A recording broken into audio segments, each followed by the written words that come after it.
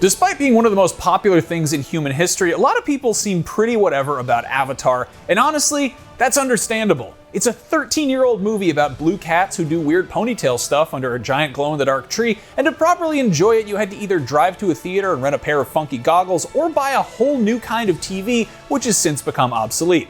Now, well over a decade since it was first teased, we're finally getting a follow-up to James Cameron's magnum opus of magnum opuses, and if you're not excited about it, maybe I can convince you why you should at least be curious about The Way of Water, even if you don't give a f*** about those big blue cats. Hear me out, please.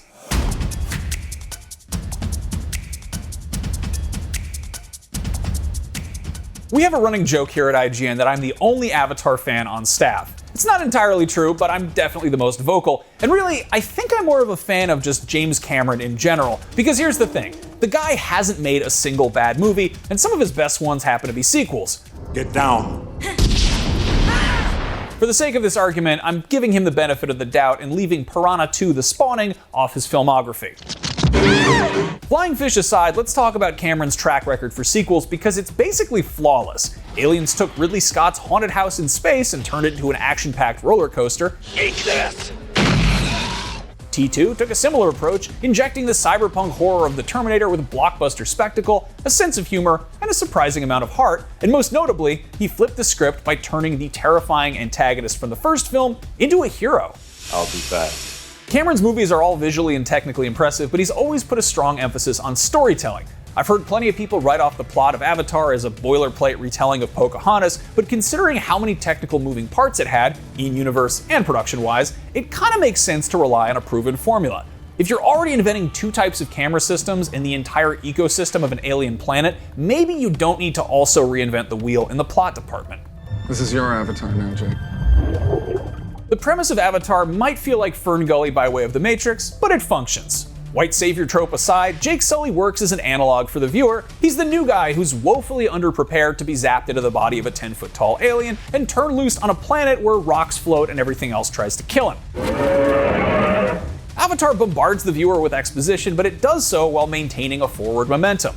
Jake is late to the party, so he gets Pandora pansplained to him by human scientists and Na'vi locals alike, and he periodically relays key information to us, the viewers, by way of direct-to-camera video blogs. Also, bear in mind that when Avatar was released, the concept of vlogging was only a few years old. Might be a little ham-fisted, but it's a nice alternative to a scrolling wall of introductory text a la Star Wars or Blade Runner. I guess I better go. The good news? All of that world building and setup is out of the way. The Way of Water doesn't need to be an origin story for an entire planet, so it can hit the ground running, not unlike Aliens or Terminator 2.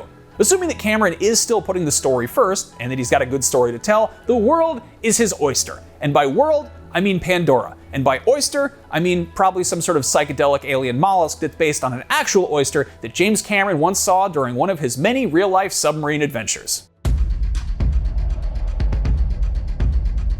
While I wouldn't put it past Hollywood executives with dollar signs in their eyes to greenlight 4 Avatar sequels without the faintest idea what they'll be about, I would be very surprised if Cameron hadn't had the general plot of the whole series roughed out for 20 years, possibly longer. At the absolute bare minimum, very least, there is one creative lead spearheading the direction of this franchise rather than, oh, I don't know, multiple directors playing tug of war with a trilogy that they're making up as they go along. Who would do such a thing like that? What are you doing? The first Avatar is a hodgepodge of concepts for multiple ideas for sci-fi movies that Cameron had been kicking around for decades. In fact, Cameron has literally proven this in a court of law, that he'd been thinking about Avatar for a long time. Multiple parties accused him of lifting ideas, and he busted out concept art going back to the 1970s and even earlier. A painting of a bioluminescent jungle planet that he did in 11th grade was latent concept art for what would become Pandora. The highest grossing movie of all time is based on a teenager's notebook doodles. Dream big, kids. Cameron first pitched producer John Landau on Avatar before they'd even begun shooting Titanic way back in 1995.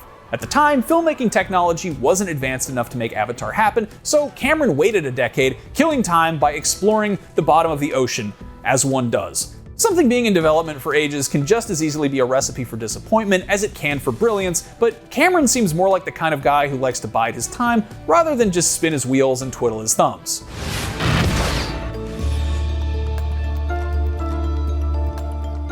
As you have hopefully figured out by now, The Way of Water involves a lot of stuff happening underwater. Initially, somebody had the gall to tell Cameron to shoot the underwater scenes dry for wet, which is to say, putting the actors on wires and faking the rest. Nope. Cameron constructed a 950,000-gallon water tank and got to work figuring out how to mocap underwater, which had never been done prior to this film.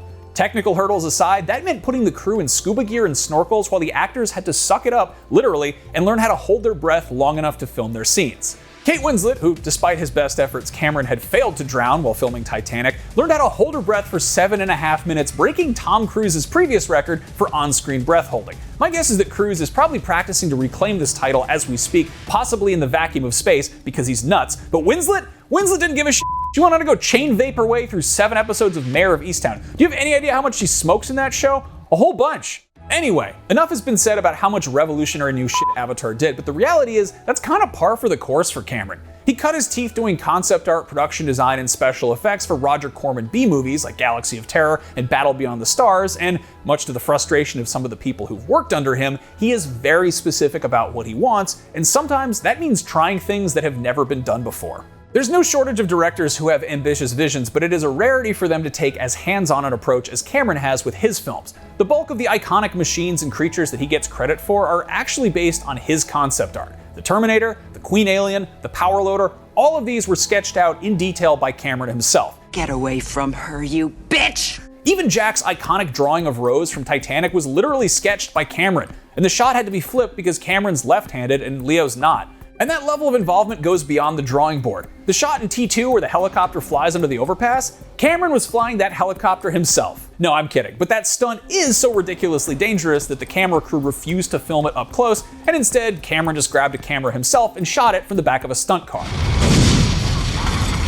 The Abyss might not beat you over the head with its visuals like some of Cameron's other movies, but it was running on all cylinders in the effects department. Besides loads of ingenious practical effects, it pushed the boundaries of what computer animation could do at the time. That big wiggly water thing, well, aside from the fact that it was possibly the most ambitious use of CGI at the time, was made possible in part using software that would eventually become Adobe Photoshop. Did James Cameron invent Adobe Photoshop? No, but it shows the degree to which he's willing to approach filmmaking as an experiment. Tom Cruise might hang out the side of a real airplane, and Christopher Nolan might crash a real airplane into the side of a building, but James Cameron is the kind of guy who will design an imaginary airplane and then figure out how to make it look, act, and even control like a real one. James Cameron and company figured out how to mocap underwater, and the Avatar sequel is the first time you're going to see it in action. Will a 950,000-gallon water tank full of ping pong balls and special cameras become an indispensable piece of production technology? I'm skeptical, but I'm also really curious to see how the results compare to something like Aquaman or The Little Mermaid, and what other movie magic he had to perform in order to make this sequel.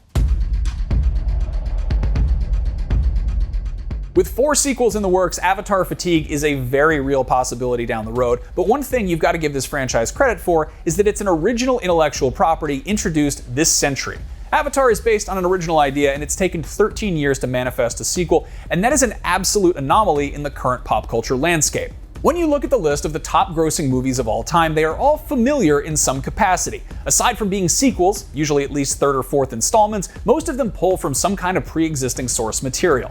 Harry Potter and Jurassic World mined best-selling books from the 90s. Star Wars stems from one 45-year-old movie mired in archetypal monomythology. The key players of the MCU were mostly introduced at the height of the Cold War, and a few date back to WW2. Mission Impossible is based on a show that premiered in 1966, and even The Fast and the Furious takes its name from a movie made a decade before that. And the Disney stuff? Get out of here! Frozen 2 is the sequel to a movie based on a story published in 1844. Beauty and the Beast is a remake of a 90s movie that pulled from a fairy tale from the 1700s, and depending who you ask, The Lion King is a ripoff of a Tezuka manga from the 1960s or a Shakespeare play from the 1600s, but either way, the second highest grossing movie of 2019 is a remake of the highest grossing movie of 1994. And Titanic? Well, Titanic is a love story about the most talked about boating accident in 1912. And I'm allowed to make that joke, that f***ing iceberg almost killed my grandma. So sure, maybe Avatar is a mix of something old, something new, something borrowed, and something blue. Maybe it is just Dances with Wolves with Smurfs, or Pocahontas in space, or Costco-sized Fern Gully with less rapping lizards and more ponytail sex stuff. But when it came out, it was, in the grand scheme of things, something we had never seen before, and James Cameron seems adamant The Way of Water won't rest on its laurels.